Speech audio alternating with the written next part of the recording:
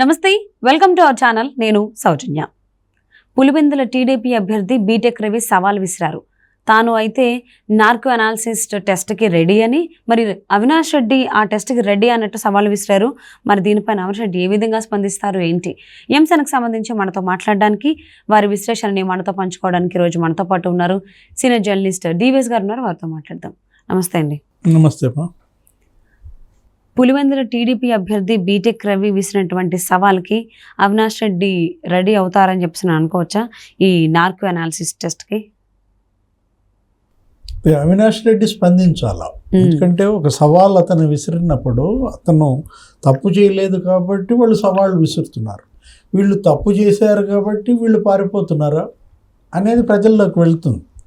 ఏంటి ఇప్పుడు అవినాష్ రెడ్డి కనుక నేను ఓకే ఏది ఆ సవాల్ను స్వీకరించాడు అనుకోండి, నార్కో అనాలిసిస్కి నేను సిద్ధం అనే మాట అవినాష్ రెడ్డి నోట ఎందుకు రాలేదు? ఇప్పటికి ఈ సవాల్ ఇవాళ బీటెక్ రవి చేశాడు.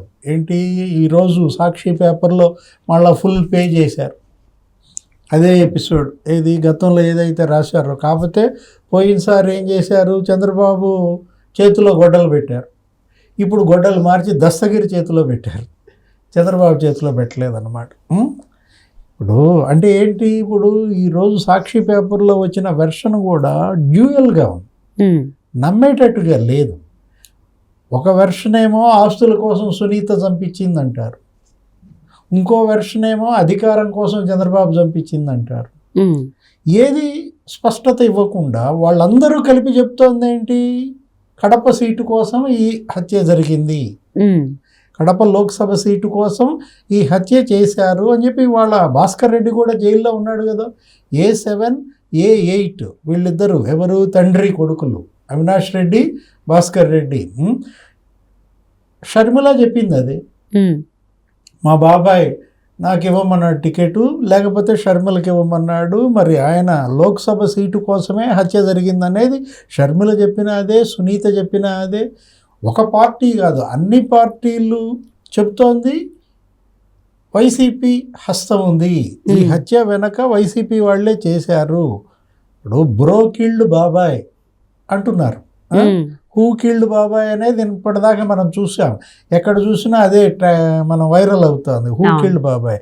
అలాంటిది బ్రో కిల్డ్ బాబాయ్ అని షర్మిల, తర్వాత సునీత, వీళ్ళందరూ చెప్తున్నారు. సునీత ఇంకో అడుగు ముందుకే వేసేముంది, అసలు వైఎస్ఆర్ కాంగ్రెస్ పార్టీకి ఓటు వేయద్దాం నిన్న ఢిల్లీ ప్రెస్ మీట్లో. ఇప్పుడు ఇదే కనుక జరిగితే ఇంకా రాబోయే 5 ఏళ్లలో ఇంకేం జరుగుతాయో అర్థం చేసుకోమని. అంత చెల్లెళ్ళకే న్యాయం చేయలేనాడు, ఇంకా ఇతని విశ్వసనీయత ఏముంది అన్న మాటలు మనం విన్నాం. ఇప్పుడు ఇవాళ బీటెక్ రవి సవాల్ ఏమని, నా మీద ఇంకా మీరు విష ప్రచారం చేస్తున్నారు, తెలుగుదేశానికే దీన్ని రుద్దాలని చూస్తున్నారు, మేము నార్కో అనాలిసిస్కి సిద్ధం, మీరు సిద్ధమా? ఇది ఒక బ్రూటల్ మర్డర్, ఇప్పటికి జరిగి 6వ ఏడు వస్తుంది, రేపు మార్చి 14కి ఇంకా 6th ఇయర్ కంటిన్యూ అవుతుంది. ఇప్పటి వరకు దీన్ని ఎందుకని తేల్చలేదు? ఇప్పటి వరకు కూడా దీన్ని సజావుగా విచారణ జరగనీయకుండా ఎందుకు అడ్డుకుంటున్నారు? అన్ని వేళ్ళు ఎటువైపు చూపిస్తున్నాయి, జగన్మోహన్ రెడ్డి వైపు చూపిస్తున్నాయి.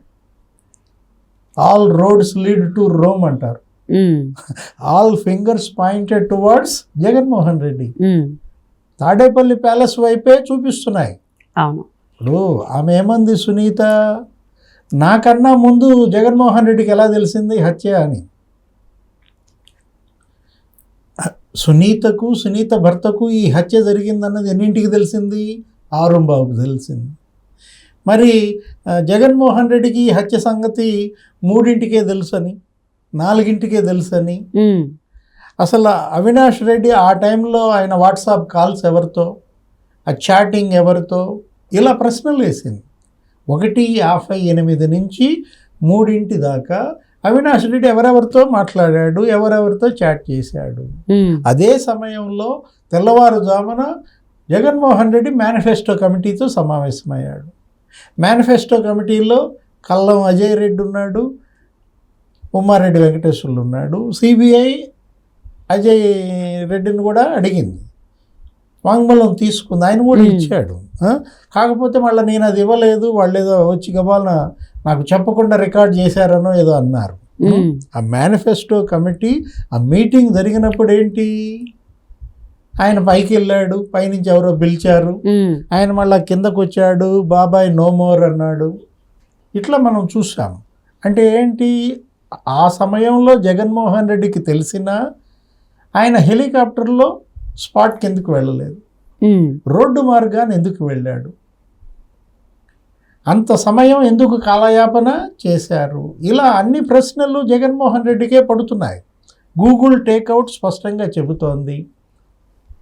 ఏంటి, దస్తగిరి ఆయుధం ఎక్కడ తీసుకొచ్చాడు, ఆ ఆయుధం గొడ్డలి అన్న విషయం జగన్మోహన్ రెడ్డికి ఎలా తెలుసు, లైవ్లో చూసినట్టు ఆయన ఎలా చెప్పాడు, మా బాబాయిని గొడ్డలితో కిరాతకంగా హత్య చేశారు, ఇటు 5 దెబ్బలు వేశారు, అటు బాత్రూమ్ కండంలో దాని మీద పడేశారు, కబోర్డ్ మీద, ఇలా మాట్లాడిన దీంట్లో గుండెపోటు అని ఎవరు చెప్పారు, విజయసాయి రెడ్డికి గుండెపోటు అని చెప్పారు ఎవరు, అలా చెప్పమంది ఎవరు, విజయసాయి రెడ్డిని ఎందుకు మీరు ఎంక్వైరీ చేయలేదని అడిగింది సునీత.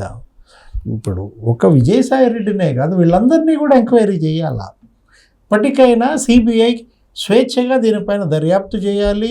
సిబిఐ దర్యాప్తుకు వీళ్ళంతా సహకరించాలి, కేంద్ర ప్రభుత్వం, రాష్ట్ర ప్రభుత్వం. ఇప్పుడు సిబిఐ ఎస్పీ మీద కేసులు పెట్టడమా, సిబిఐ ఎంక్వైరీ అడిగింది ఎవరు, జగన్మోహన్ రెడ్డి. సిబిఐ ఎంక్వైరీ ప్రతిపక్షంలో ఉన్నప్పుడు అడిగిన జగన్మోహన్ రెడ్డి సీఎం అయినాక వద్దని ఎందుకన్నాడు, అనుమానాలు, అడిగి సందేహాలు, ప్రశ్నలకు సమాధానాలు చెప్పాలి. ఆమె వరుసపెట్టి అనేక ప్రశ్నలు వేసింది సునీత. ఇప్పుడు సిబిఐ ఎంక్వైరీ అడిగిన నువ్వే సిబిఐ వద్దని లేఖ రాయటం ఏంటి, సిబిఐ ఆఫీసర్ మీద కేసులు పెట్టడం ఏంటి? మనం ఇందాక అన్ని వేళ్ళు జగన్మోహన్ రెడ్డి వైపే చూపిస్తున్నాయంటే కారణాలు చెప్తున్నాం. ఇప్పుడు A4 ఉన్నాడు, గజ్జల ఉమా, అతను ఏమని చెప్పి గజ్జల ఉదయ్ కుమార్ రెడ్డి, అతను సంఘటన జరిగినప్పుడు, సంఘటనకు ముందు, సంఘటన తర్వాత అవినాష్ రెడ్డి ఇంట్లో ఉన్నాడు అనమాట. గూగుల్ టేక్అవుట్ చెప్తోంది. గూగుల్ టేక్అవుట్కే వీళ్ళు రిలయబుల్ కాదంటారు. అదేదో మరి తప్పుడు రిపోర్ట్లు ఇస్తుంది, ఒక 5 మీటర్లు అటు ఇటు కూడా చూపిస్తుంది. అవన్నీ సిబిఐ చూసుకుంటుంది, కోర్టు చూసుకుంటుంది కదా, దానికి సహకరించాలి కదా.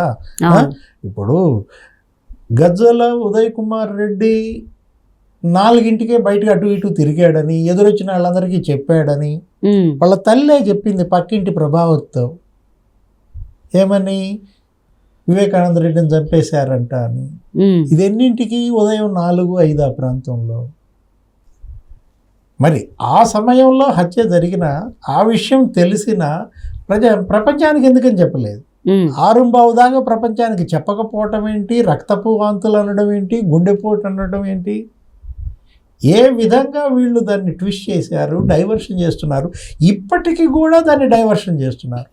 ఇప్పటికీ కూడా ఇది తెలుగుదేశం చేసిందని, లేకపోతే చంద్రబాబు జయించాడని, బీటెక్ రవని ఇలా మాట్లాడుతున్నారు. కాసేపు సునీత్ అంటారు, ఆస్తుల కోసం అంటారు. అవును, అంటే దొంగ ముఖం నలుపు అన్నది అందుకే. ఇది దొంగ ఎలా తప్పించుకోవాలనుకుంటాడు, వంకలు ఇతరుల మీద ఎలా వేస్తాడు అంటాడు అనేదానికి ఇదే ఉదాహరణ అన్నమాట. నిజం నిప్పు లాంటిది, ఇవాళ కాకపోతే రేపైనా తెలిపోతుంది. ఎట్టి పరిస్థితుల్లో కూడా హంతకులు జైలుకి వెళ్ళక తప్పదు. సో వివేకానంద గారు హత్య కేసుకు సంబంధించి బీటెక్ రవి సవాల్ విసిరారు. మరి దానికి అవినాష్ రెడ్డి ఏ విధంగా స్పందిస్తారు, లేకపోతే సైలెంట్గానే ఉంటారని చూద్దామండి. And thank you so much for spending your valuable time with us, GVS గారు. నమస్తే.